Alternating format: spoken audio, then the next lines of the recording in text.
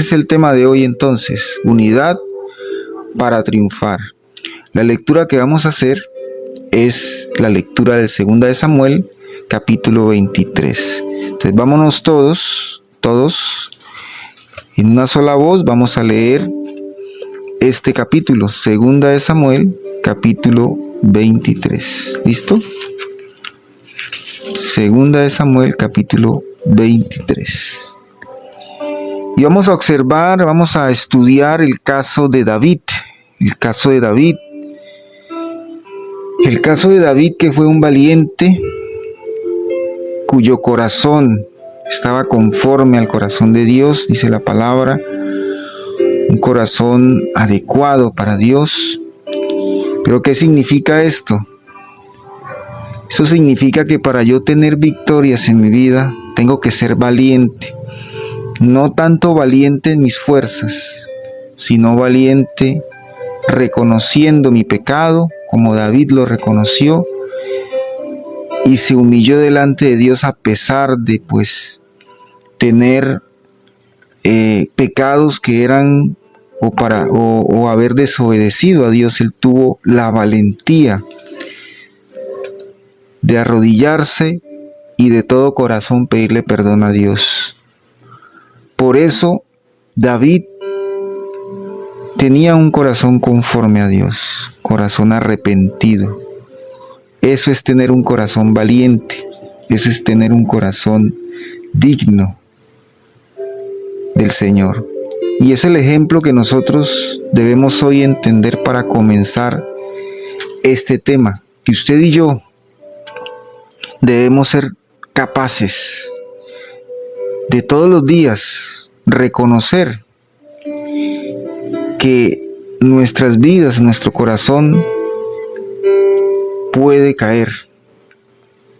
Podemos caer en el pecado, podemos caer en el error. Y eso significa, el reconocerlo significa realmente poder triunfar y poder llegar a tener un corazón arrepentido. ¿Listo? Entonces, esa es la introducción que queremos que ustedes lo tengan en cuenta para que podamos entender cómo era David. Vamos a leer entonces desde el 23, versículo 1 al versículo 39. Todo el capítulo vamos a leerlo y todos vamos a analizarlo. ¿Listo? Dice así: estas son las palabras postreras de David. Aquí podemos entender que son palabras, no palabras cuando él era más joven, cuando estaba iniciando la aventura con Dios, iniciando su vida con Dios, sino que estas son palabras ya de una persona experimentada, de una persona que tenía años y que había pasado por muchas situaciones que nosotros ya sabemos, el pecado que él cometió al ser infiel, al tomar la esposa de otra persona, y la experiencia de dolor que tuvo al perder a su hijo. Todas estas cosas que fueron en él tomando experiencias de vida y poder tener una relación con Dios de pronto en algunos momentos conflictiva. Pero aquí se nos demuestra las últimas palabras de David, un hombre ya con experiencia. Dijo David, hijo de Isaí, dijo aquel varón que fue levantado en lo alto. Entonces aquí en el primer versículo que no hemos terminado, dice: fue levantado en lo alto. ¿Quién fue David? Un hombre con errores, con dificultades, pero fue levantado en lo alto. Aquí nos demuestra que a pesar de las dificultades, errores, pecado que nosotros hayamos cometido, si tenemos el coraje de poder arrodillarnos delante de Dios, poder postrarnos delante de Él y pedir perdón como lo hizo David, Él nos levantará, el Señor nos levantará y nos pondrá en lugares altos. Y así nosotros tal vez no nos los merezcamos, porque ni el perdón nos merecemos. El perdón que Dios nos dio por medio de su Hijo es inmerecido, pero el Señor, en toda su misericordia, en todo su poder, en toda su voluntad, Él levanta al caído, levanta al que se arrepiente, levanta al que es capaz y tiene el coraje de arrodillarse y pedir perdón con obras de arrepentimiento. El Espíritu de Jehová ha hablado por mí, dice el versículo 2, y su palabra ha estado en mi lengua. El Dios de Israel ha dicho, me habló la roca de Israel. ¿Habrá un justo que gobierne entre los hombres? ¿Que gobierne en el temor de Dios? ¿Será como la luz de la mañana, como el resplandor del sol en una mañana sin nubes? Como la lluvia que hace brotar la hierba de la tierra. No es así mi casa para con Dios. Sin embargo, Él ha hecho conmigo pacto perpetuo, ordenando en todas las cosas, y será ordenado en todas las cosas, y será guardado, aunque todavía no haga Él florecer. Toda mi vida, toda mi salvación y mi deseo, toda mi salvación y mi deseo, aunque todavía no haga Él florecer toda mi salvación y mi deseo. ¿Qué entendía David? Él decía, no es así mi casa para con Dios. Él sabía que no era digno, que no era de pronto, que no se merecía tan grande cosa. Pero Dios hizo un pacto con él. Dios dijo que a través de él vendría un reino, por medio de él, de su linaje, vendría un reino. Y se cumplió y se cumplirá. En un hombre que tuvo errores, en un hombre que cometió pecado, pero que tuvo el coraje de poder arrodillarse delante de Dios y pedir perdón por lo que había hecho. Y esto no quiere decir que Dios lo liberó de las consecuencias, no. Él tuvo que pagar un precio por todo lo que hizo. Él tuvo que pagar con consecuencias el mal que hizo. Pero Él dijo, aún así, tú eres fiel. Tú has establecido en mí un pacto por medio de mi casa, de mi hogar, de mi linaje. Ese era David. Ese era David. ¿Y qué podemos aprender nosotros de David? Dios tiene una promesa maravillosa con nosotros, los hijos de Dios, con los que siguen a Cristo. Que Jesucristo vino por mí y por ti, vino por mí y por ti para que tengamos una vida rica, abundante, para que tengamos una vida santificada y apartada para Dios. Si Él tuvo ahora y Él tiene ese nuevo pacto con usted, conmigo, con todos los que le seguimos, ese pacto es fiel y ese pacto se cumple. A pesar de nuestra desobediencia, se cumple. Él es fiel y nosotros tenemos que estar a la altura y seguir siendo consecuentes con la salvación que Dios nos ha dado. Y así lo entendía David. Si nosotros caemos en el error, si caemos en el pecado, tenemos que ser valientes y levantarnos como lo hizo David, entendiendo que no hay otro camino, no hay otro camino, no hay otra forma de hacer las cosas sino en el arrepentimiento con el Señor. Muy bien, sigamos leyendo entonces el versículo 6. Mas los impíos serán todos ellos como espinos arrancados, los cuales nadie toma con la mano, sino el que quiere tocarlos se arma de hierro y de asta de lanza, y son del todo quemados en su lugar. ¿Sí? No hay otro camino. No hay otra forma de hacer las cosas sino tomando el ejemplo de David. Estamos para la victoria, pero eso tiene que las batallas que yo libero, usted tendrá. Y aquí sí quiero hacer énfasis, hijo de Dios.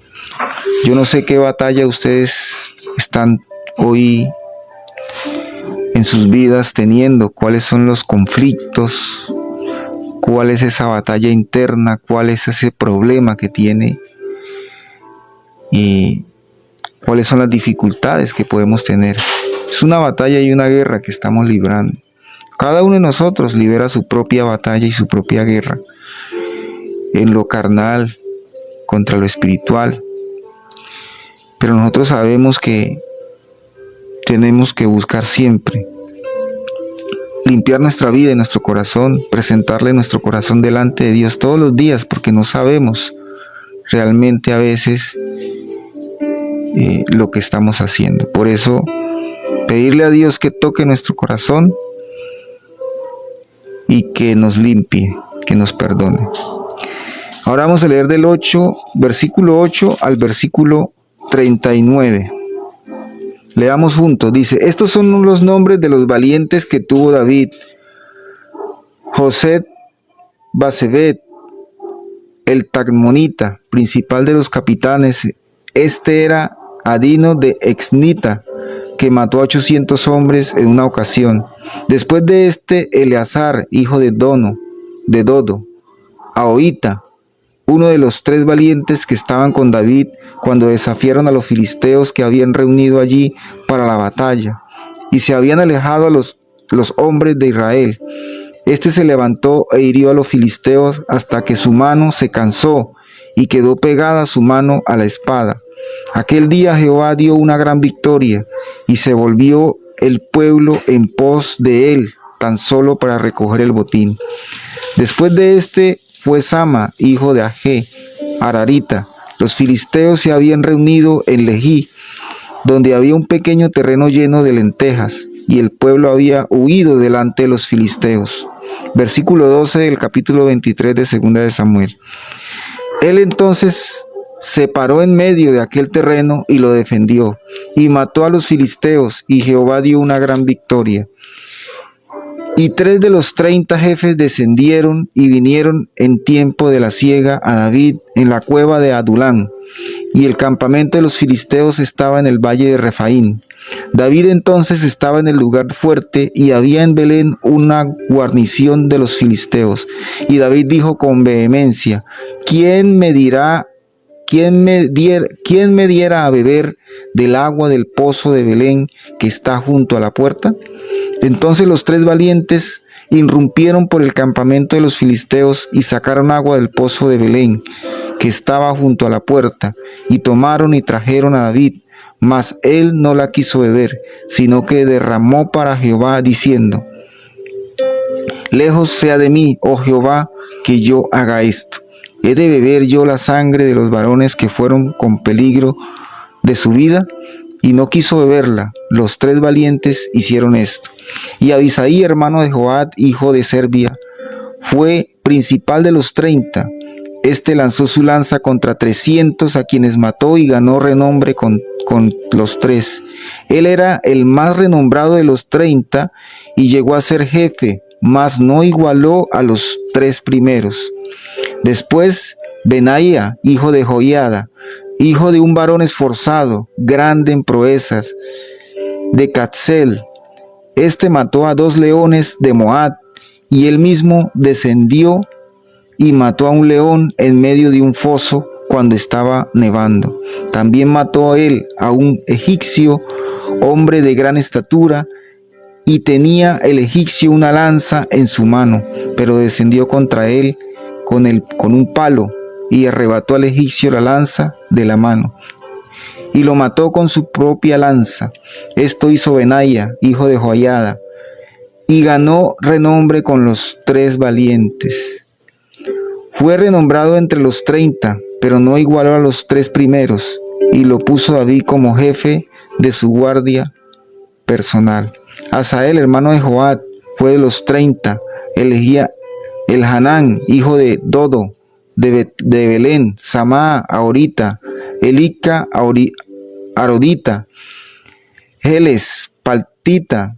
Ira, hijo de Iques. Tecoita. Abiser, Anatotita. Mebulnaí, Jesutatita. Salmón, Ahoita. Mararai, Nectofatita. Helén, hijo de Banán. Netofatita. Itaí, hijo de Rabai, de Gabá, de los hijos de Benjamín. Benaía, Piratotnita. Idaí del arroyo de Gaz. Abid Albón, Arbatita. Asmavet, Barjumita. Eliaba, Salbonita. Jonathan de los hijos de Hasén. Samararita. Ayán, hijo de Sarar. Ararita. Elifelet, hijo de Asabaí, hijo de Macá. Alián, hijo de Aitofel. Gilonita. Jezraí, Carmelita. Paraí, Arbita. Agal, hijo de Natán, de Soba. Bani Gadita. Selet, Amonita. Hararaín, Berorita, escudero de Joab, hijo de Sarbia. Ira y Trita, Gared y Trita.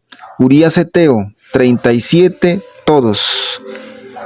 Palabra de Dios. Listo, terminamos el capítulo 23. Y se observan o se lee o leímos el relato de los diferentes valientes de David, que eran 37 por todos, los 37 valientes de David. Ellos tenían unas características que ya les voy a resumir. Primero que todo hay que entender que los valientes de David eran personas exiliadas, personas que tenían problemas, y no problemas pequeños, personas que tenían deudas, que eran perseguidos y que tenían amargura, tenían dificultades, tenían problemas. ¿Por qué tenían tantas dificultades? Recordemos que David fue perseguido por Saúl, por el rey, por Saúl. Entonces,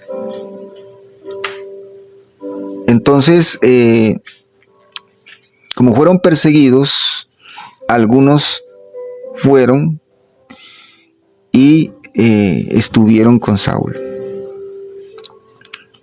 No se fueron con David. La mayoría me imagino que se fue con Saúl. Aquellos que no quisieron, que sabían quién era el verdadero ungido, que sabían y entendían quién era el verdadero rey, que era David, se quedaron con David. Por lo tanto fueron perseguidos, y me imagino que eso causó en ellos mucho dolor, porque cuando alguien es perseguido se aleja de su familia, de pronto fueron castigados, sus familiares fueron castigados. Bueno, hay muchas circunstancias que están alrededor de personas que son perseguidas. Tal vez nosotros no entendemos esto porque no hemos sido gravemente perseguidos, pero algunos de ustedes de pronto fueron perseguidos o están siendo perseguidos. Pero no digo perseguidos en lo espiritual, estoy hablando también perseguidos en su familia, amenazados. Es difícil una situación así porque ellos tuvieron que exiliarse. Ser exiliado no es fácil. Estas personas entonces tenían de pronto enojo también en su corazón. Pero David los escogió, David los tenía allí. Y ellos estaban dispuestos a dar su vida por David porque ellos sabían quién era el ungido y quién era el rey verdadero.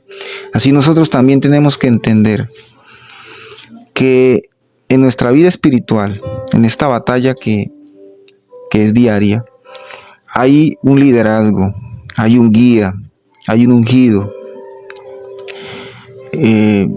Nosotros tenemos que reconocer que necesitamos un líder, necesitamos alguien que nos ayude, que Dios lo haya puesto en nuestras vidas para poder continuar y recibir instrucción.